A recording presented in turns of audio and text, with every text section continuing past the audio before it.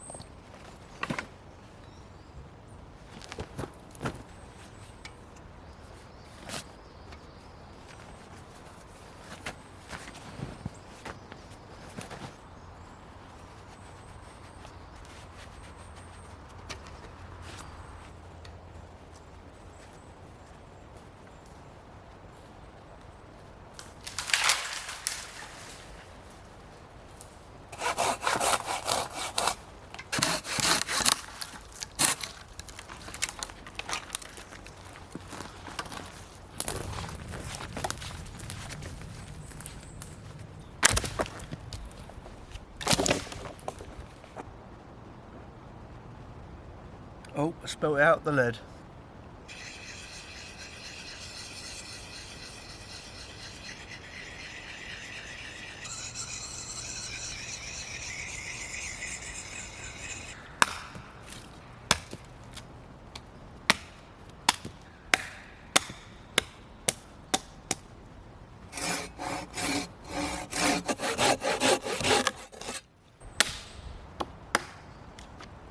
Do you know, one of the best things about bushcraft for me is it's as exciting every time you go out as it is the first few times you go.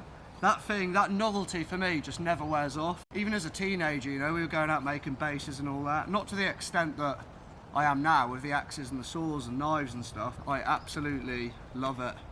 As I say, once you get into this and you get the taste for it, it's awesome. Plus it keeps you active as well. I don't really like conventional training, you know, I don't go out and do cardio and all of that sort of stuff, but I feel like I get enough fitness from the amount of wood that I process and what I build, and you know, you're carrying trees back and sawing and you're still burning calories, and you know, it's good for you and you're outdoors. It's awesome. What's not to love?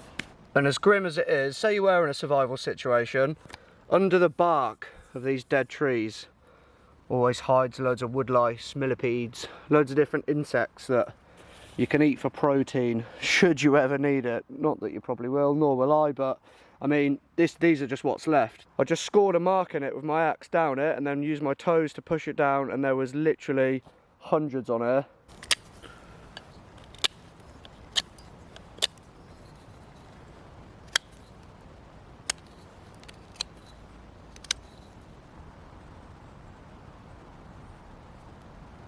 Well, there's a tripod knocked up for tonight. I've got the billy cam with me, that's what I'm going to be cooking with. So you might be wondering, why is it so chunky? Well, I've actually worked smarter, not harder, and I've collected the firewood for tonight, and then I've just cut 3 pieces off the end to make that tripod. That is the only reason why it's that fat. Next job, I need to add a lot more moss on the shelter, which I said in a previous video I was going to do. It has started raining a little bit. I've got my bivvy bag, so it should be all right.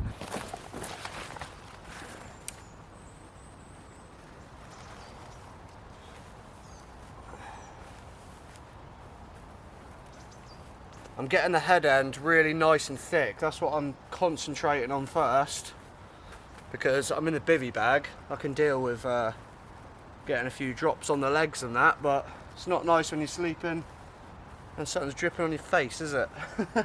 That's even if it rains. I mean, it was raining earlier, but we shall see. There we are then, that's about tripled up. There's no light coming through the roof at all. Nice and thick on there. I've not taken any of the moss from the local vicinity either. I've taken it from a bit of a walk away. So yeah, it's taken me about 1.5 hours, 2 hours to get that done. And tomorrow, I think I'm then gonna wall off each end, starting at the head end.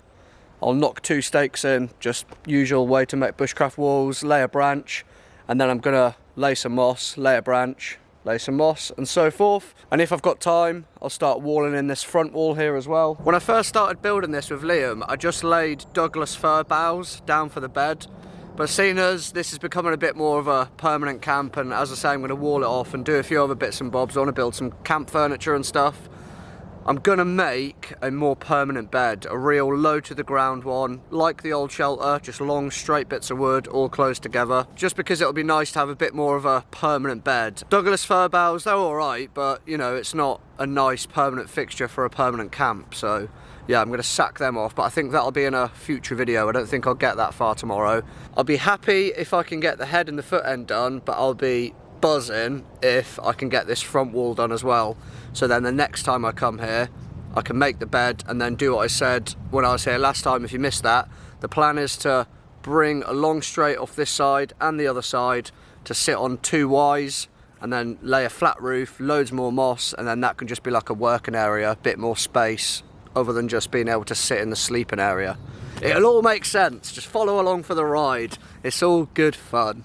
Well, I don't know about you, but I think it's time for a beer, so I'm having a hop, skip and juice. Chinus everyone. Still a little bit too early to light the fire yet, I think. Boots are off, incense is on, pelt is out. Sitting here, soaking up this nature. I was just sitting here having a think about the community, the YouTube community, the Instagram community, the whole outdoors community as a package. Even if you're not on social media, whatever, it doesn't matter. The power of connecting with people has transformed my whole mindset. Doing YouTube and, you know, getting out there bushcrafting, wild camping, doing a bit of hiking, this, that and the other. I don't think some of you realise how much all of you and the whole thing, the whole package, I don't think you realise what it's done for me, what it does for me still, constantly. So I just want to cheers you for being a bunch of legends and keeping me going, because you do. In all honesty, I'm not the same person I was a few years ago, if you get what I'm trying to say. So thank you very much. Let's keep going. The pros to using a moss roof is it's all natural. You're not leaving a tarp or anything here like that. But the negatives is you've got to top it up. That's the thing, it doesn't last forever. You've got to keep layering it and layering it. And another negative is tick season never really ends, because I've just had one on my stomach. I didn't get one the last time I was here, or the time before when I built it, but disturbing all that moss, because that's where they like to hide, always, even in the winter, they can go like 9 months without a blood meal or something like that. But when you disturb all that and carry it back, you know, it gets in your sleeves. And just sitting on my pelt then, I felt something. I looked down and it had already latched on, only a little one. I just picked it straight off with my fingernails, to be fair. But yeah, tick season never ends. Woo. Woo. Woo. Woo. So I've just lit the fire with something new. It's by Forest Fundamentals, and it's basically a waxed rope. So if you're new to firelighting, or you can't be bothered to bushcraft it, or you know, there's not a lot of tinder about, or for whatever reason, you just strike the ferro rod, that'll land on the rope, that sets on fire, and then you put that under your tinder, and away you go. Proper random thing to say, but do you know when you blow on the coals of a fire and it sounds like glass, like chinking together? That is a cool sound in nature. Gonna be some pommes frites. I only used 2 potatoes in the end. 3 was too many. So if you're gonna do chips, I like a fair few chips. You only need 2 big bacon potatoes. If you didn't know, most of you might know better than me, but there you go. Got the billy can, and we're gonna preheat some sunflower oil to guesstimation of 130 degrees.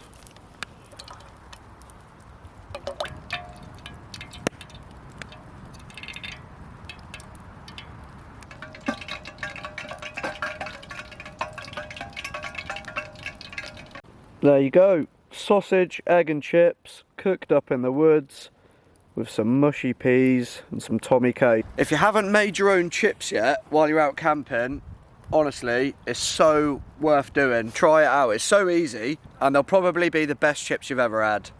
Do them properly, get the pot nice and hot with the oil, just like your nan used to do. Deep fat fry them, it's the best way. I've come up with a name, we'll call it the Chonk Pod.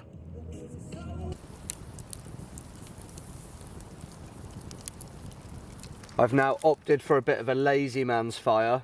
Rather than sawing your wood into half to make logs, I've put one long piece on the top just to burn through the middle, and then you've got your two pieces, and then you can just feed them in, and it's a pretty easy way of putting some big logs on there without having to cut them. Gloves drying out by the fire, couple of empty beer tins, propping them up.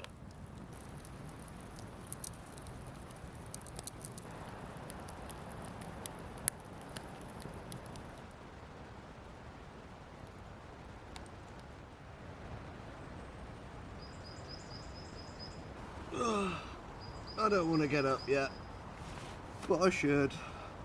I've had to get up to put the camera on anyway, let's be honest. But now I'm back in bed. Nah, come on. Let's build some stuff. Actually, let's get a fire on. I want a cup of tea.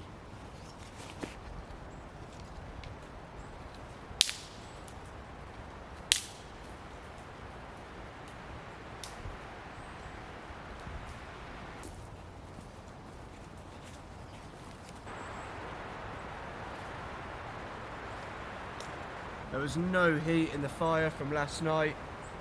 Not being a hardwood, it doesn't tend to leave you any embers in the morning. So you got to go from scratch. Plus it was a little chilly last night, which is even more reason. You can get away with it in the summer, don't get me wrong, but not really when it gets colder.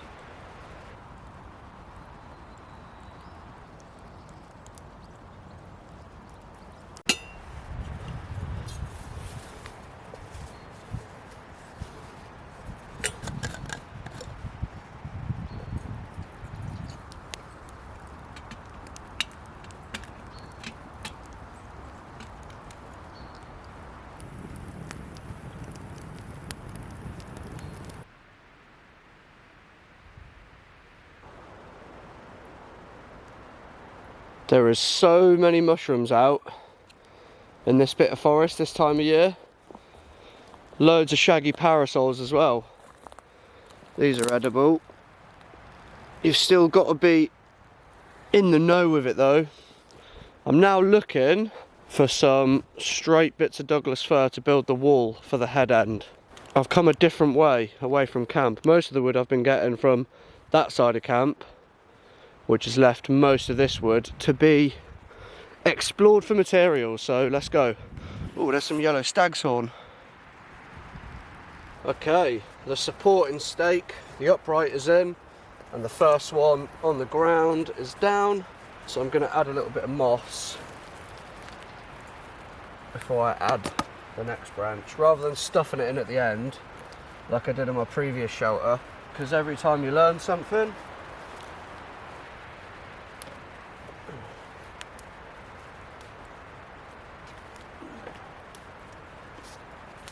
and then more moss, more wood, more moss, so on, so forth.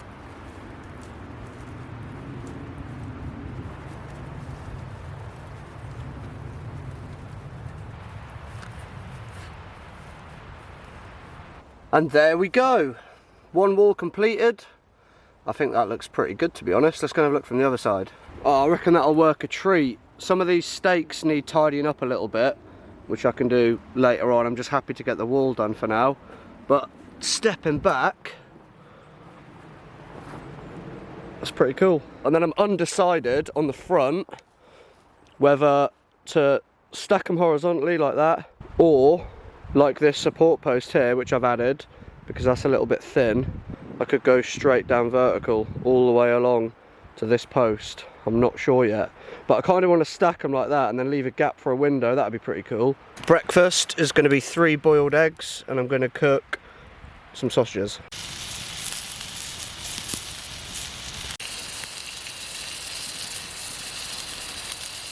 The sausages were good, so let's see. Yes! Perfect. Got 2 more, but I won't make you watch me eat them. I really like this spot. I like how unmanaged it is. It's just a part of the forest that's kind of left to do its thing. Whereas most of this forest, it was planted mainly by German prisoners in World War II.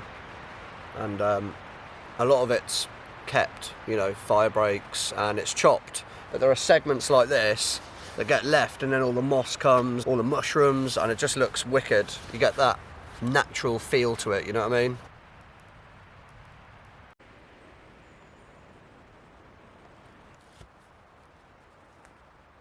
Sweet. So first log is down. I haven't put a point on these stakes yet, and I've just got them resting roughly where I think I'm going to have them.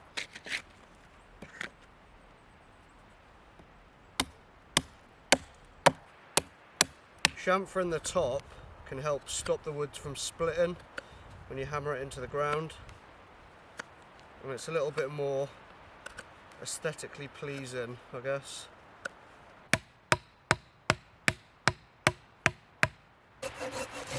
Mark on it.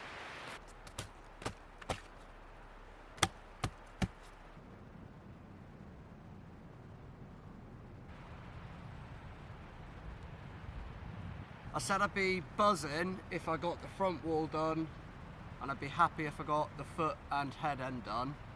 But to be honest, I'm buzzing with this anyway. I think that's wicked. It's nice and dark in here. I can't see any light coming through each side wall. So yeah, chuffed with that, proper chuffed. I'm not going to start this wall today now, because time's pushing on a bit, and I had to stop for a little bit because I heard chainsaws, and you know what it's like, it's quite loud swinging an axe and all that. So yeah, chuffed mate, chuffed. Fire's been out all day. It's already cold, there's no heat there at all, but with what water I've got left, I've used this fireplace a good 20-30 times now, so I'm always happy with it. Leaving it all day and then sprinkling it with water. I'll still mix that around and stuff, but there's no roots or anything like that left in the bottom of this. They are well and truly gone. And I still backfill this fire pit over every time, because this isn't my woods, and although we're building a shelter, I know the leave no trace thing kind of, you know, it goes out the window there really, doesn't it? But you've still got to leave the place looking tidy. I.e., like, I pick up all my bark, shavings and all of that, just try and keep it looking a bit more natural. Same with the fire pit, keep it covered over.